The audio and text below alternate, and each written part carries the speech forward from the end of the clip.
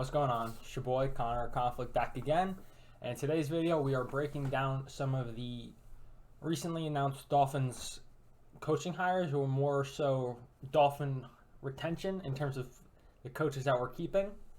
So first I'll start off with the news of who we're not keeping, and it was announced yesterday that we're firing Gerald Alexander, which I was puzzled by. At first I was thinking, okay, maybe it's just a mutual departure. There was rumors that he was interviewing for the Jaguars DC job, so I was thinking, okay, maybe like mutual departure, he'll get a job elsewhere. But then it came out later that we're not even, we just straight fired him. And then I was like, okay, so maybe we're overhauling the defense. Maybe we're hiring Vic Fangio.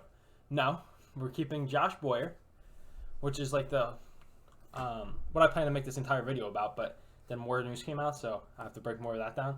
So that's puzzling.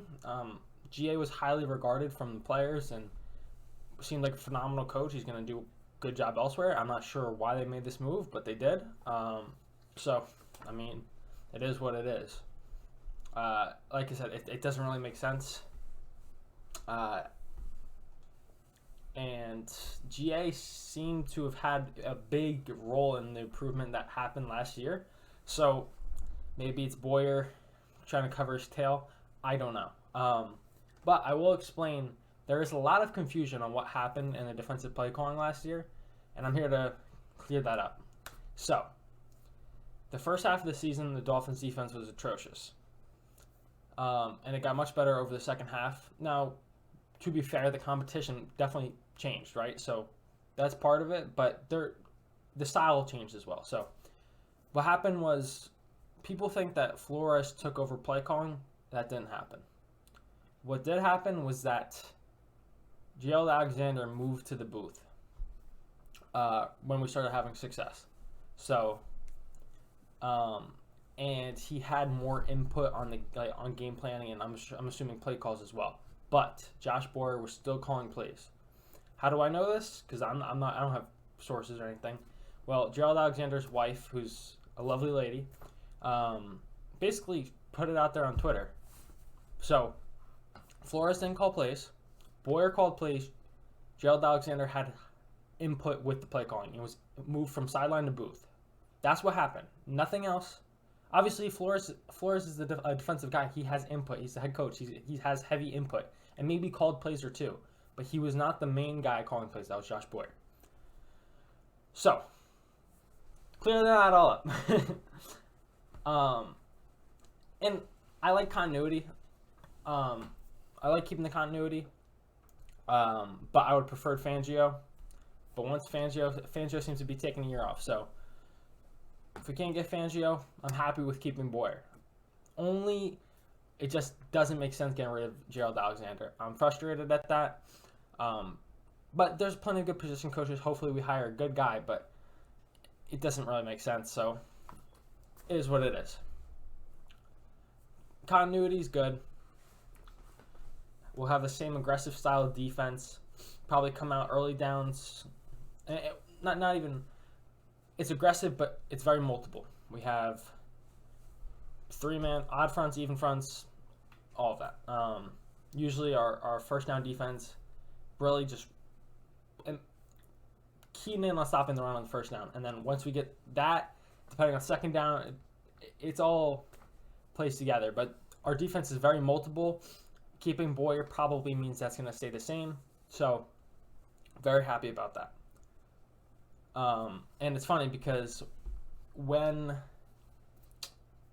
the news came out, because on the Joe Rowe show, Mike McDaniel basically said that they mentioned like, oh, so like Dolphins fans like the aggressive style defense. Are we going to be keeping that? And he goes, oh yeah, you guys, yeah, we're keeping Boyer. So like he kind of answered the question, but he basically said like, it's kind of nice having a defense that you wouldn't want to face. Like we faced the defense last year. It was an absolute nightmare. It's very multiple, and they punch you in the face. So it's a good comment that like it's a defense as an offensive guy he doesn't want to face. So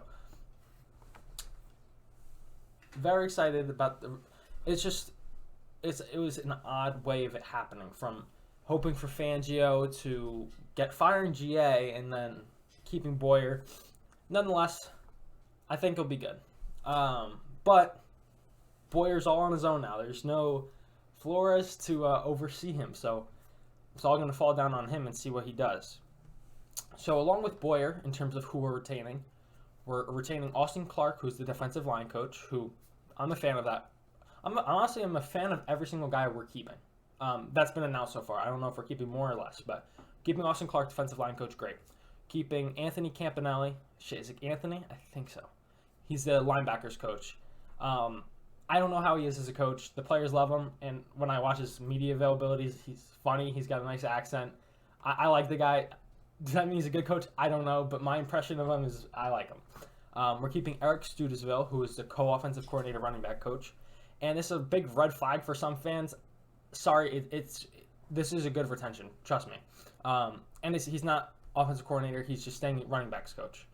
Studesville is highly regarded running back coach. He's had success in multiple places. Hence the reason, and not even the Dolphins spot. I'm pretty sure there's times where the coach gets fired. He stays throughout that.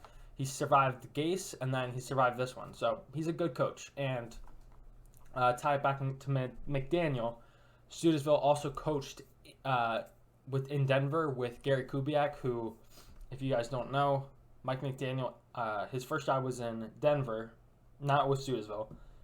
But then he went to Houston under Kubiak. So there's a Kubiak connection, and Studesville's a good coach, period.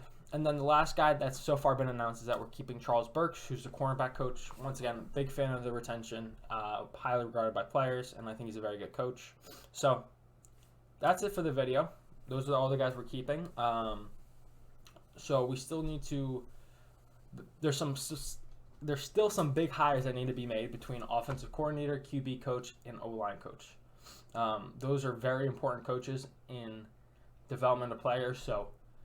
Should be interesting to see where those go. And even in the radio show, actually, he said, basically referring to the hires, McDaniel said, there's going to be some people you don't know and some people you do know. And honestly, I'm kind of more excited about the people that you guys might not know. So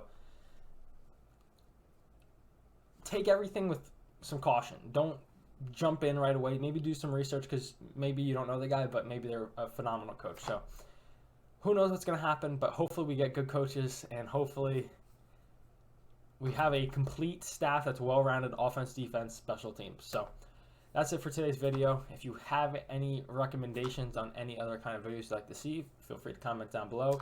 Like and subscribe, and I appreciate you guys for watching.